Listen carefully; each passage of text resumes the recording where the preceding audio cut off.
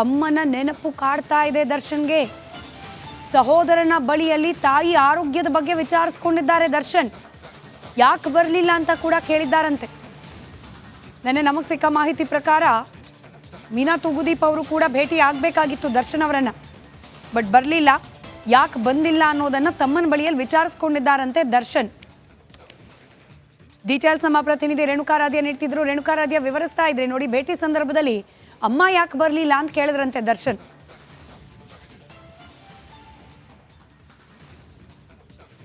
S Smita, ಯಾಕಂದ್ರೆ ಮೊನ್ನೆ ದರ್ಶನ್ ಅಂದರೆ ಚಾರ್ಜ್ ಶೀಟ್ ಸಲ್ಲಿಕೆ ಆದ ಬಳಿಕ ದರ್ಶನ್ ಅವರು ಸಾಕಷ್ಟು ಕುಗ್ಗಿ ಹೋಗಿದ್ರು. ಹೀಗಾಗಿ ಅವರಿಗೆ ಒಂದಷ್ಟು ಕುಟುಂಬಸ್ಥರನ್ನ ಮೀಟ್ ಮಾಡೋದು ಬಯಕೆ ಉಂಟಾಗಿತ್ತು. ಹೀಗಾಗಿ ಕರೆ ಮಾಡ್ದೆ, ಅಂದರೆ ಬಳ್ಳಾರಿ ಸೆಂಟ್ರಲ್ ಜೈಲಿನಲ್ಲಿರ್ತಕ್ಕಂಥ ಪ್ರಿಸನ್ ಕಾಲ್ ಸಿಸ್ಟಮ್ ಮೂಲಕ ಕರೆ ಮಾಡಿದಂಥ ಸಂದರ್ಭದಲ್ಲಿ ಅವರ ಪತ್ನಿಗೆ ಹೇಳಿದ್ರಂತೆ, ಅಂದರೆ ಬರುವಾಗ ತಾಯಿಯನ್ನು ಕೂಡ ಕರೆದುಕೊಂಡು ಬರೋದಕ್ಕೆ ಸೂಚನೆಯನ್ನು ಕೊಟ್ಟಿದ್ರಂತೆ. ಆದರೆ ನಿನ್ನೆ ವಿಜಯಲಕ್ಷ್ಮಿ ಹಾಗೂ ಅವರ ತಾಯಿ ಮೀನಾ ತೂಗುದೀಪ್ ಅವರು ಕೂಡ ಬರಬೇಕಾಗಿತ್ತು.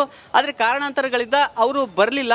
ಆದರೆ ಇವತ್ತು ಕೂಡ ದರ್ಶನ್ ಅವರು ನಿರಾಸೆಗೆ ಒಳಗಾಗಿದ್ದಾರೆ ಅಂತ ಹೇಳ್ಬೋದು. ಯಾಕಂದರೆ ಅವರ ಸಹೋದರ ದಿನಕರ್ ಬಂದಿದ್ದಾರೆ, ಅವರ ತಾಯಿ ಬಂದಿಲ್ಲ. ಹೀಗಾಗಿ ದಿನಕರ್ ಅವರ ಜೊತೆ ಮಾತನಾಡ್ತಕ್ಕಂಥ ಸಂದರ್ಭದಲ್ಲಿ ತಾಯಿಯ ಆರೋಗ್ಯದ ಬಗ್ಗೆ ವಿಚಾರಿಸಿದ್ದಾರೆ. ಹೀಗಾಗಿ ತಾಯಿಯನ್ನು ನೋಡುವ ನಿರೀಕ್ಷೆಯಲ್ಲಿದ್ದ ದರ್ಶನ್ಗೆ ನಿರಾಸೆಯಾಗಿದೆ ಅಂತ ಹೇಳಿದರೆ ತಪ್ಪಾಗಲಿಕ್ಕಿಲ್ಲ. ಇನ್ನು ವಕೀಲರ ಜೊತೆ ಒಂದು 20 ನಿಮಿಷಗಳ ಕಾಲ ದರ್ಶನ್ ಚರ್ಚೆ ಮಾಡಿದ್ದಾರೆ. ಜೊತೆಗೆ ಚಾರ್ಜ್ ಶೀಟ್ನಲ್ಲಿರ್ತಕ್ಕಂಥ ಅಂಶಗಳು, ಜೊತೆಗೆ ಇವರು ಏನು ಹೇಳಿಕೆಯನ್ನು ಕೊಟ್ಟಿದ್ರು ಅವೆಲ್ಲವನ್ನು ಕೂಡ ಹೋಲಿಕೆ ಮಾಡಿ ಈಗಾಗಲೇ ನೋಡಿರ್ತಕ್ಕಂಥದ್ದು. ಮುಂದೆ ಯಾವ ನಡೆ ಕೈಗೊಳ್ತಾರೆ ಅನ್ನೋದನ್ನ ಕಾದು ನೋಡಬೇಕಾಗಿರ್ತಕ್ಕಂಥದ್ದು ಸ್ಮಿತಾ. ಇನ್ನೊಂದು ಕಡೆಗೆ ದರ್ಶನ್ ಅವರಿಗೆ ಇನ್ನೇನು ಕೆಲವೇ ಕ್ಷಣಗಳಲ್ಲಿ ವಿಡಿಯೋ ಕಾನ್ಫರೆನ್ಸ್ ಮೂಲಕ ನ್ಯಾಯಾಲಯಕ್ಕೆ ಅವ್ರನ್ನ ಹಾಜರುಪಡಿಸಲಾಗುತ್ತೆ. ಹೀಗಾಗಿ ಬೇಗ ದರ್ಶನ್ ಅವ್ರನ್ನ ಕಳಿಸಿದ್ದಾರೆ ಅನ್ನುವ ಮಾಹಿತಿ ಈಗ ನಮಗೆ ಸಿಗ್ತಾ ಇರ್ತಕ್ಕಂಥದ್ದು ಸ್ಮಿತಾ. ರೈಟ್, ಧನ್ಯವಾದ ರೇಣುಕಾರಾಧ್ಯ ಮಾಹಿತಿಗಾಗಿ.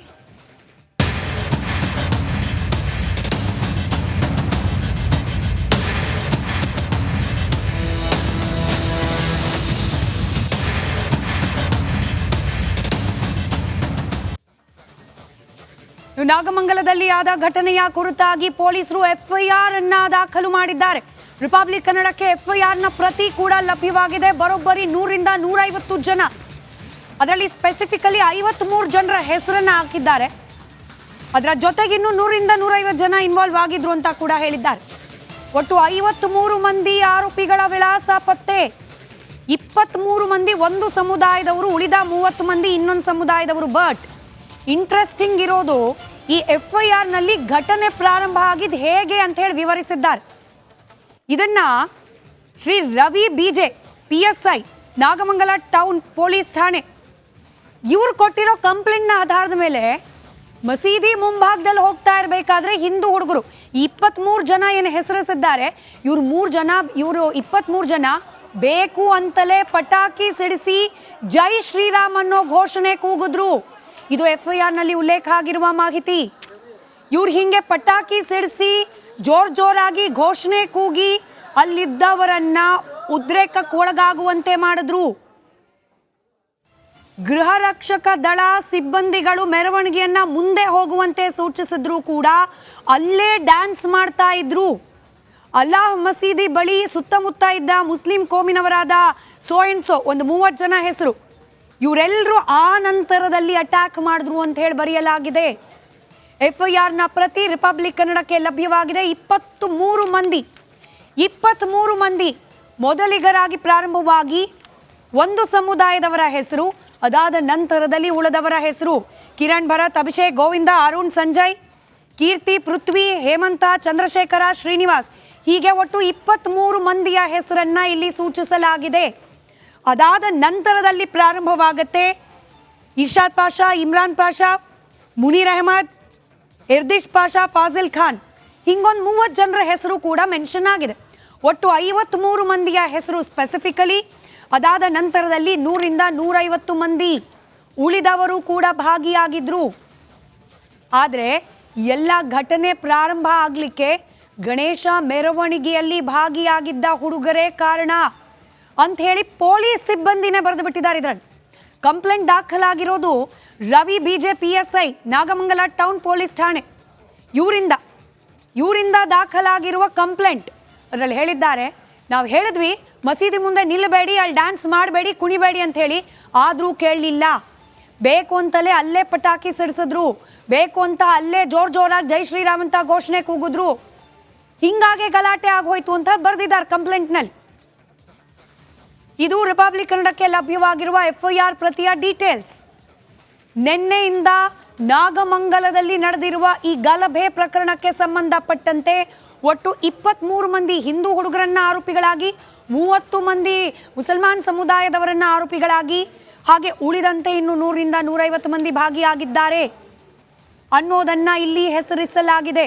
ಒಟ್ಟು 16 ಸೆಕ್ಷನ್ಗಳ ಅಡಿಯಲ್ಲಿ FIR, ಭಾರತೀಯ ನ್ಯಾಯ ಸಂಹಿತ BNS ಅಡಿಯಲ್ಲಿ ಪ್ರಕರಣ ದಾಖಲಾಗಿದೆ.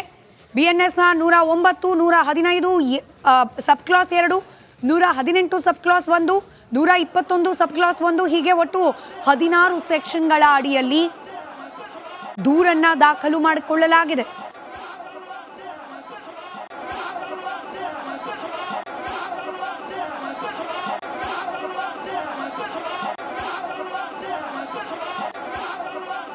ಜಾಲಾಡಿ ಗಲಾಟೆ ಮಾಡಿ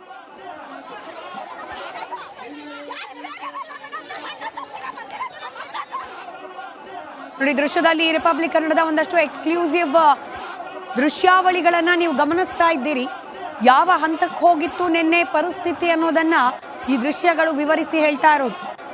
ಎಲ್ಲ ಘಟನೆ ಆಗ್ಲಿಕ್ಕೆ ಕಾರಣವಾಗಿದ್ದೇನು ಅನ್ನೋದನ್ನ FIR ನಲ್ಲಿ ತಿಳಿಸಲಾಗಿದೆ. ಮೆರವಣಿಗೆ ಹೊರಟಿದ್ದು ಸುಮಾರು ಮಧ್ಯಾಹ್ನ 1:30ಕ್ಕೆ. 7:30ರ ಸುಮಾರಿಗೆ ಈ ಅಲ್ಲಾಹ್ ಮಸೀದಿ ಮುಂಭಾಗಕ್ಕೆ ಮೆರವಣಿಗೆ ಬರುತ್ತೆ. ಮೆರವಣಿಗೆಯಲ್ಲಿದ್ದ ಬದ್ರಿಕೊಪ್ಪಲು ಗ್ರಾಮದ ಕಿರಣ್, ಭರತ್ ಬಿನ್ ಪುಟ್ಟರಾಜು, ಅಭಿಷೇಕ್, ಗೋವಿಂದ, ಅರುಣ, ಸಂಜಯ, ಪೃಥ್ವಿ, ಹೇಮಂತ, ಚಂದ್ರಶೇಖರ, ಶ್ರೀನಿವಾಸ್ ಇತ್ಯಾದಿ ಹುಡುಗರು, ಹಾಗೆ ನಾಗಮಂಗಲ ಟೌನ್ ಮೇಲೆಕೆರೆಯ ವಿನಯ್ ಇವರೆಲ್ಲ ಸೇರಿಕೊಂಡು ಜೋರಾಗಿ ಘೋಷಣೆಯನ್ನ ಕೂಗೋಕ್ ಪ್ರಾರಂಭ ಮಾಡಿದ್ರು. 100 ರಿಂದ 150 ಜನ ಇದ್ರು. ಪಟಾಕಿ ಸಿಡಿಸಿ ಡ್ಯಾನ್ಸ್ ಮಾಡಿಕೊಂಡು ಜೈ ಶ್ರೀರಾಮ್ ಅಂತ ಘೋಷಣೆ ಕೂಗ್ತಾ ಸುಮಾರು 10 ನಿಮಿಷಗಳ ಕಾಲ ಅಲ್ಲೇ ಡ್ಯಾನ್ಸ್ ಮಾಡ್ತಾ ಇದ್ರು. ತಪ್ಪ?